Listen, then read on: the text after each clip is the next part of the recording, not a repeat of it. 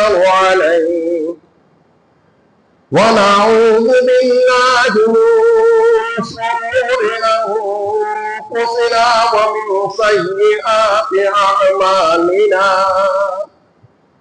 من يهده الله فلا مضل له ومن يضلله فلا هادي له ونشهد أن لا إله إلا الله وحده لا شريك له ونشهد أن سيدنا وشفيعنا وحبيبنا ومولانا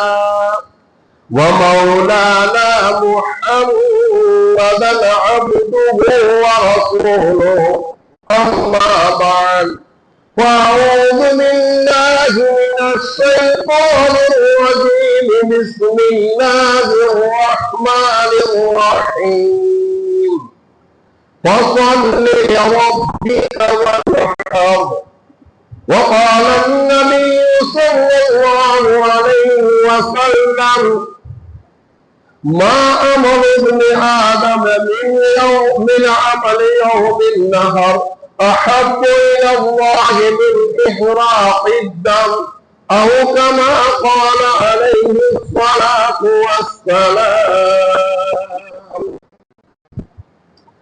سبحانك لا علم لنا إلا ما علمتنا إنك أنت العليم الحكيم سبحانك لا فهم لنا إلا ما فهمت لنا إنك أنت الجواد الكريم رب اشرح لي صدري ويسر لي أمري واحلل عقدة من لساني اللهم صل على محمد وعلى آل محمد كما صليت على إبراهيم وعلى آل إبراهيم إنك حميد مجيد اللهم بارك على محمد وعلى آل محمد كما باركت على إبراهيم وعلى آل إبراهيم إنك حميد مجيد मेरे मोहतरम भाइयों दोस्तों बुजुर्गों अल्लाह जल्ल जलालहु व नवाज़ का बेइंतहा करम हुआ एहसान हुआ कि उस रब्बे कायनात ने हमें फिर से उसके दरबार की हाजिरी की तौफीक अता फरमाए और मुबारक मजलिस में मुबारक बातों को सुनने के लिए हमें तौफीक अता फरमाए। अल्लाह मरते दम तक ऐसी मुबारक तौफीक अता फरमाए। मेरे भाइयों दोस्तों बुजुर्गों जिलहिज्जा का महीना शुरू हो चुका है। इस्लाम के एतबार से जिलहिज्जा का महीना आखिरी महीना है और मुहर्रम जो आइंदा जो शुरू होगा दूसरा महीना वो इस्लाम का पहला महीना है।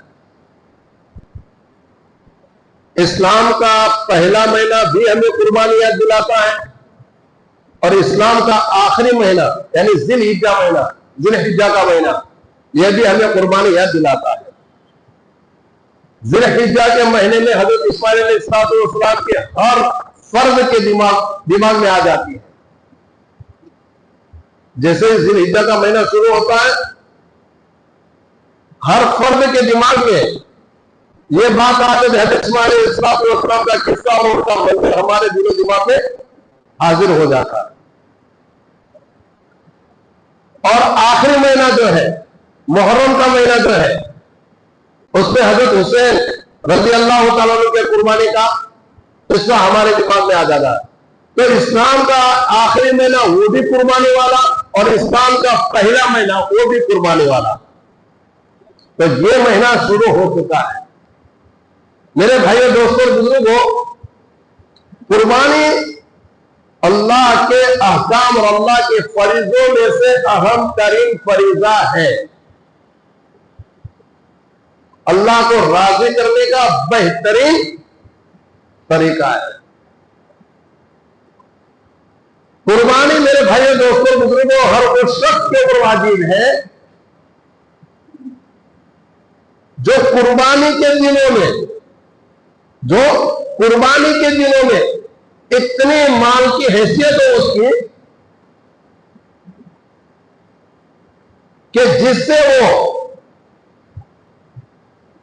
83.5 ग्राम सोना, पहले कह रहे 7.5 तोला, वो पुराना वजन था, वो पुराना, वो अपने जमाने के एतबार पर, हाल के वजन के एतबार से 83.5 ग्राम सोना खरीद सकता है या उसके पास मौजूद है, या ये कि सोने को छोड़कर चांदी 612 ग्राम 360 मिली, अरे 615 ग्राम समझ लो, जिसके पास में 615 ग्राम 612 360 मिली चांदी मौजूद है, उसके ऊपर भी वाजिब है। या न सोना है न चांदी है, उसके पास जायद माल वधारे का एक्स्ट्रा जो उपयोग में नहीं आता, इस्तेमाल में नहीं आता है, जायद माल इतना पड़ा है कि जिससे वो 612 चांदी खरीद सकता है, 612 ग्राम चांदी खरीद सकता है। या जायद माल तो नहीं है लेकिन तिजारत का माल है। चौथा ऑप्शन सोना, दूसरा चांदी, तीसरा जायद माल, चौथा तिजारत का माल, व्यापार का माल। इसके पास में इतना है कि जिससे 612 ग्राम चांदी खरीद सकता है। कोई चीज मुकम्मल नहीं है, न सोना ज्यादा है, न चांदी ज्यादा है, न जायद माल ज्यादा है, और न ही तिजारत का माल है। थोड़ा थोड़ा थोड़ा सब है, थोड़ा सोना है, थोड़ी चांदी है, थोड़ा जायद माल है, थोड़ा तिजारत का सामान है, और थोड़ा लिक्विड रुपीस रोकड़े रुपये अपने पास में। ये पांचों 5 चीजों को मिला दी जा रहे, थोड़ा सोना, थोड़ी चांदी, थोड़ा जायद माल, थोड़ा तिजारत का माल, और फिर जो अपने पास में रोकड़े रुपये, ये सबको मिला दिया जाए और मिलाकर इतनी कीमत बन जाती है कि जिससे तुम 612 ग्राम चांदी खरीद सकते हो, और वो रकम कुर्बानी के दिनों में तुम्हारे पास में मौजूद है तो तुम्हारे ऊपर कुर्बानी वाजिब है। अच्छा, घर के अंदर एक आदमी कर दे रहे तो चले ना चले, देखना यह होगा कि किसके किसके पास में कितना माल है।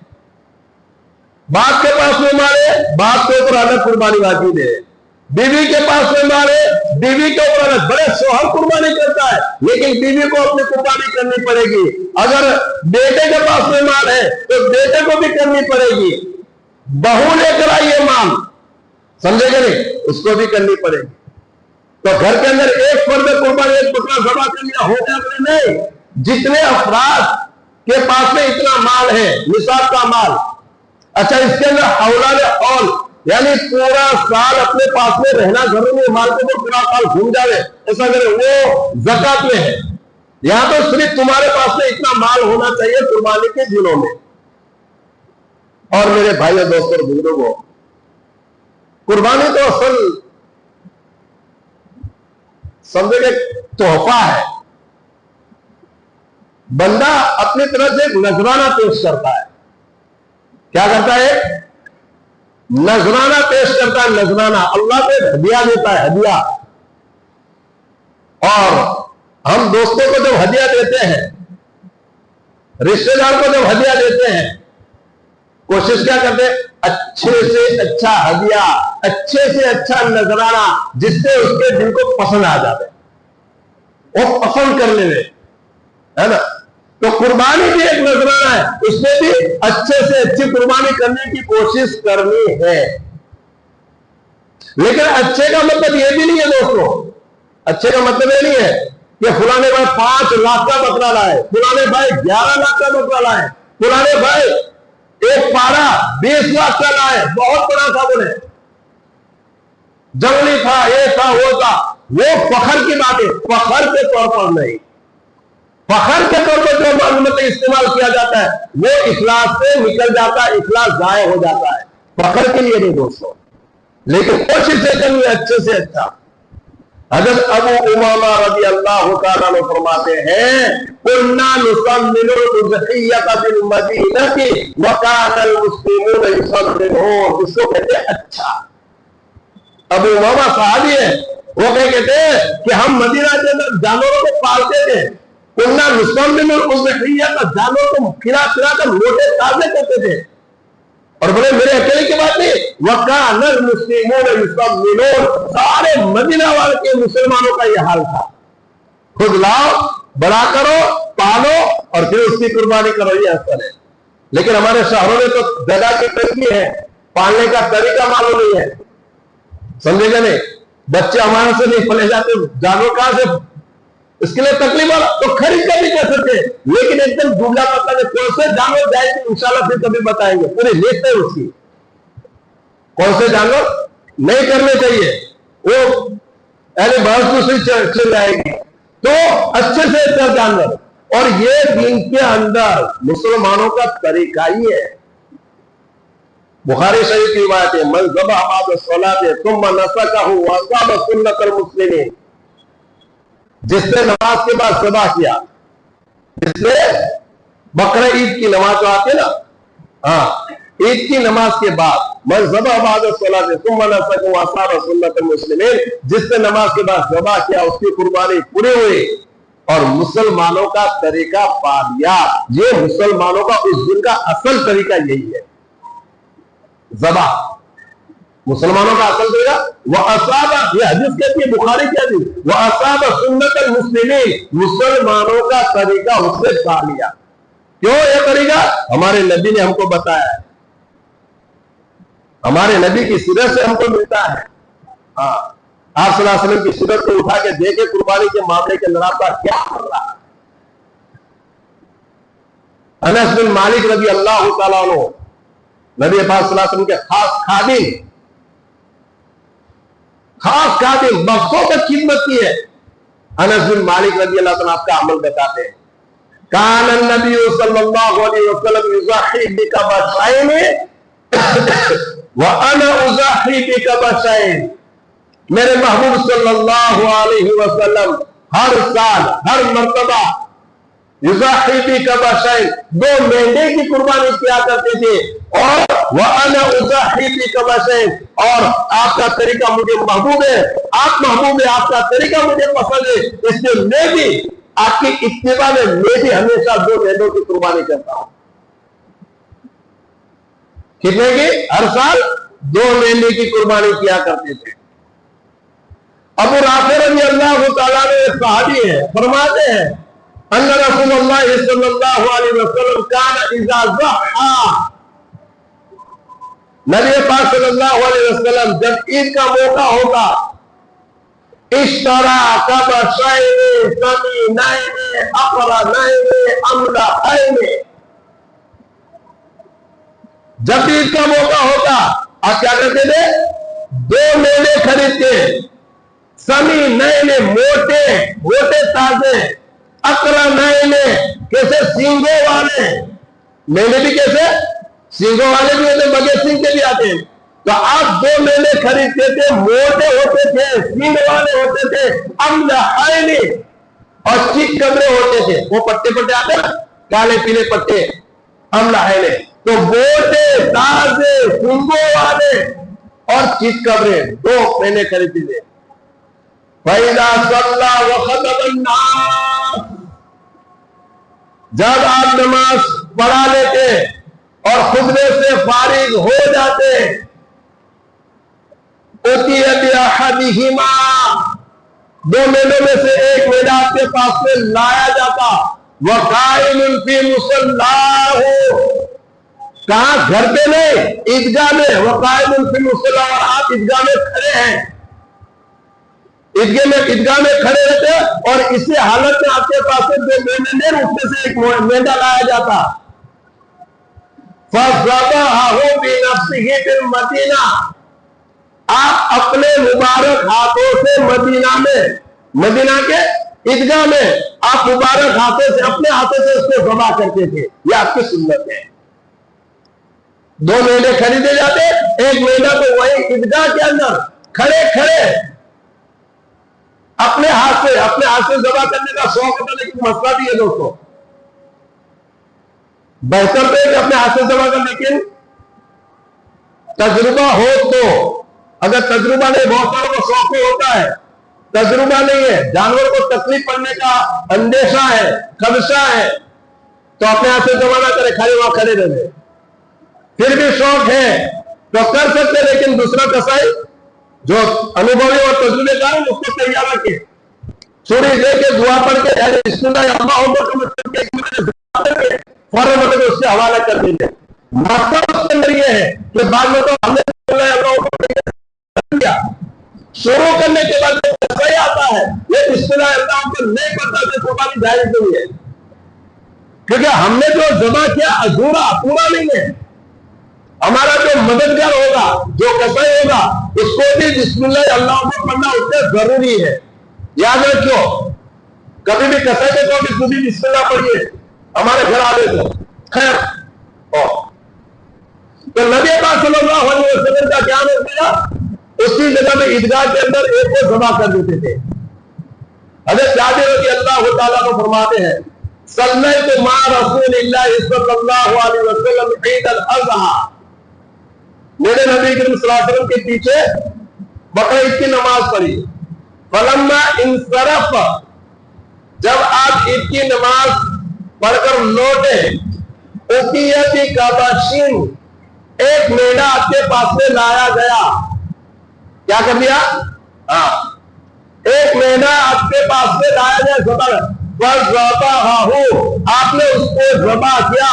वक़ाल बिस्मिल्लाह अल्लाहु अकबर अल्लाहुम्मा हाज़ा अन्नी व अम्मन लम युज़ाहि मिन उम्मती, आपने अपने हाथ से उसको ज़बा किया बिस्मिल्लाह अल्लाहु अकबर कहकर, और क्या कहा? अल्लाहुम्मा हाज़ा अन्नी व अम्मन लम युज़ाहि मिन उम्मती, या अल्लाह ये मेरी तरफ से और मेरे उम्मतियों की तरफ से भी जिन्होंने कुर्बानी नहीं की।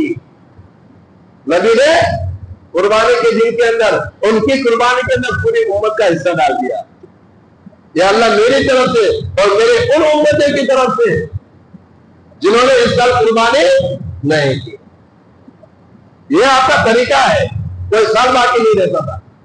अरे अब्दुल्लाह इब्न उमर रज़ियल्लाहु ताला अन्हु की हदीस में तो साफ लिखा है, बुखारी शरीफ की हदीस, क्या है? अक़ाम रसूलुल्लाह सल्लल्लाहु अलैहि वसल्लम बिल मदीना अशरा सिनीन युज़ाही, आप सल्लल्लाहु अलैहि वसल्लम मदीना में 10 साल रहे। अशरा सिनीन, 10 साल। अक़ाम रसूलुल्लाह सल्लल्लाहु अलैहि वसल्लम बिल मदीना के अशरा सिनीन युज़ाही, 10 साल मदीना में रहे। 10 साल नबी पाक सल्लल्लाहु अलैहि वसल्लम ने कुर्बानी की है। कितने साल? 10। मेरे भाइयों दोस्तों बुजुर्गों, जिसको अल्लाह ने माल दिया हो, कुर्बानी की हैसियत दी हो, फिर भी माल को बचाने के लिए कुर्बानी नहीं करते, बहुत सख्त वईद है। अगर अबू हुरैरा रज़ियल्लाहु ताला अन्हु फरमाते हैं, वो वजद सआतन फलम युज़ाही, हैसियत होने के बावजूद, रुपया पैसा होने के बावजूद कुर्बानी न करे। या अल्फाज नबी पाक सल्लल्लाहु अलैहि वसल्लम, फला यक़रबन्ना मुसल्लाना, वो आदमी हमारे ईदगाह के करीब भी ना आवे, ईदगाह में नहीं, ईदगाह के करीब भी ना आवे। हैसियत भी है, कंजूसाई करते हैं, माल को बचाने के लिए कुर्बानी नहीं करता है। फला यक़रबन्ना मुसल्लाना, हमारे ईदगाह के करीब भी ना आवे। दूसरे हदीस में फला यहज़ुर मुसल्लाना, दूसरे हदीस में सेम हदीस है, लेकिन उसके अल्फाज आखिर के अल्फाज फला यहज़ुर मुसल्लाना, वो हमारी ईदगाह में हाजिर न हो। सख्त वही है दोस्तों। और अल्लाह की रजा के लिए जो माल, जहां माल कुर्बान खर्च करना था अल्लाह की रजा में, अगर आदमी कंजूसाई की वजह से वहां माल खर्च नहीं करता है, उससे कई गुना ज्यादा, उससे कई गुना ज्यादा अल्लाह की नाराजगी में, रस्म और रिवाज में, जहां अपना दिल नहीं मानता ना, उस जगह पे खर्च करना पड़ेगा। इसलिए अल्लाह की रजा में खर्च करना तो अच्छा है ना। और हदीस से पाक में आता है दोस्तों, ये तो बकरीद का दिन है, कितना बेहतरीन हुआ। माअमर इब्न आदम में अमल यौमिन नहर अहब्बु इलल्लाहि मिन इहराक़िद दम, अहब्बु इलल्लाहि मिन इहराक़िद दम। ईद के दिन सबसे बड़ा अमल, सबसे बड़ा अमल बकरीद के दिन सबसे बड़ा अमल इहराकुद दम, खून बहाना, ज़बह करना। इन्नहु लयाती यौमल क़ियामती बिकुरूनिहा व अशआरिहा व अज़लाफिहा। और ये जानवर जिसको ज़बह किया है क़यामत के दिन क्या करेगा? अपने सींगों के साथ, अपने बालों के साथ, अपनी खुरों के साथ, पैर में जो खुर होते हैं ना, खुरों के साथ हाजिर होगा और उसको तराजू में तोला जाएगा, उसके बदले में नेकियां दी जाएगी। सींग, खुर, बाल, आंतें, सब चीजें, ओझरी बोझे सबका वजन किया जाएगा और उसकी नेकियां मिलेगी। वइन्न दमल यक़ौ मिन अल्लाहि बिमकानिन क़ब्ल अन यक़अ बिल अर्ज़ फतीबू बिहा नफ्सा। जानवर को जो ज़बह करते हैं, ज़बह करने के बाद सबसे पहला खून का कतरा जो जमीन पर गिरता है, पहला कतरा जमीन पर गिरने के साथ ही वो मकबूलियत के दर्जे पर पहुंच जाता है, कबूल हो जाता है। इसलिए क्या फरमाया? फतीबू बिहा नफ्सा, कुर्बानी करो, खुशदिली से करो, शौक के साथ करो, शौक से कुर्बानी करो। साहबे किराम ने नबी पाक सल्लल्लाहु अलैहि वसल्लम से पूछा, नबी सल्लल्लाहु अलैहि वसल्लम माअज़िल अज़ाई, अल्लाह के रसूल सल्लल्लाहु अलैहि वसल्लम बताइए कुर्बानी क्या है, कुर्बानी का मामला क्या है? माअज़िल अज़ाई, ये कुर्बानी क्या है? क़ाल सुन्नतु अबीकुम इब्राहीम, ये तुम्हारे बाप हजरत इब्राहीम अलैहिस्सलाम की सुन्नत है। साहबे में हजरत इब्राहीम अलैहिस्सलाम, क़ालू फमा लना फ़ीहा या रसूल अल्लाह, अल्लाह के रसूल सल्लल्लाहु अलैहि वसल्लम हमको इससे क्या मिलेगा, जो सवाब क्या मिलेगा? हमारे बाप दादा, हमारे दादा हजरत इब्राहीम अलैहिस्सलाम की सुन्नत है, बात बराबर समझ में आ गई। फमा लना फ़ीहा या रसूल अल्लाह, इसके अंदर हमको मिलेगा क्या? क़ालू क़ाल बिकुल्लि शअरतिन हसना, बिकुल्लि शअरतिन हसना, एक एक बाल के बदले में एक एक नेकी मिलेगी। इतने एक एक बाल के बदले में एक एक नेकी मिलेगी। सोच सकते हो कोई गिन सकता है? इतनी सारी नेकियां एक मरतबा कुर्बानी करने की वजह से मिलती है। इसमें मेरे भाइयों दोस्तों बुजुर्गों, अल्लाह रब्बुल इज्जत है ना, बाद मरतबा ऐसे मौके देता है कि अपने बंदे को दरगाह को बुलंद करना चाहता है। अमल छोटे छोटे होते हैं, कभी जानी इबादत होती है, कभी माली इबादत होती है, समझे? जानी इबादत तो नमाज है, रोजा है, सब करते रहते हैं। ये माली इबादत का मतलब कि आजमाइश, उसका इम्तिहान बहुत जबरदस्त होता है। माल से बहुत ज्यादा आदमी को मोहब्बत होती है, इसका खास, उसकी खास आजमाइश, इसका खास इम्तिहान होता है। मेरा बंदा मेरे हुक्म को महबूब रखता है या अपने माल को महबूब रखता है, यह आजमाइश होती है। अगर बंदा अल्लाह के अहकाम को मुकद्दम रख लेता है, कामयाब हो जाता है, नहीं तो अल्लाह ताला उसको क्या कहते थे? नाकाम करे। तो करेंगे सब